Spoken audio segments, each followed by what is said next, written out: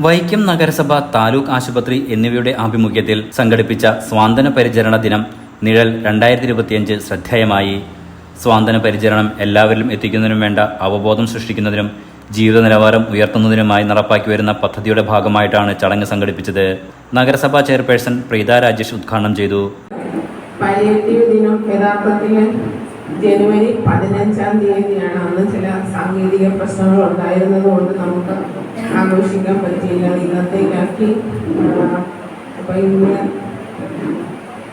നമ്മൾ ആശുപത്രി superintendent doctor twinkle Prabhakaran അധ്യക്ഷത വഹിച്ചു. ചിലപ്പോൾ നമ്മുടെ പണ്ടത്തെ രീതിയിൽ നടക്കാൻ പറ്റാത്തൊരു അവസ്ഥ വരും. ഈ ഒരു അവസരത്തിലാണ് ഒരു സ്വാതന്ത്ര്യം അല്ലെങ്കിൽ ഒരു മറ്റാന്റെ ഒരു സഹായം നമുക്ക് വേണ്ടി വരുന്നത്. ഒരു 2 പതിറ്റാണ്ടുകൾക്ക് മുന്നോട്ട് ചിന്തിക്കുകയാണെങ്കിൽ അന്നൊന്നും ഇന്നത്തെ ഒരു കുടുംബ സാഹചര്യങ്ങൾ വീടുകളിലെല്ലാം വളരെ ആൾക്കാരുണ്ട്. അപ്പം ഈ നോക്കുന്നത് പലപ്പോഴും നമുക്ക് അങ്ങനെ ഒരു കരം കണ്ടെത്തുക ഒരു ബുദ്ധിമുട്ടുള്ള കാര്യമായിട്ട് മാറിയിട്ടില്ലായിരുന്നു പഴയ കാര്യങ്ങൾ.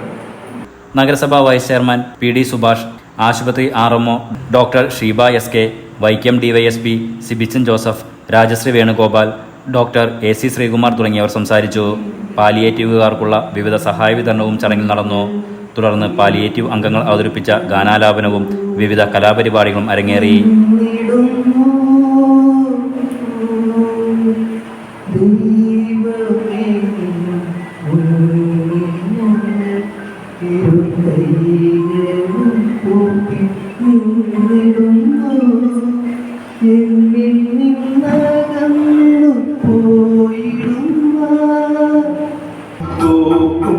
കേരളം കേരള സദനമൻ കേരളം കേരളം കേരളം കേരളം.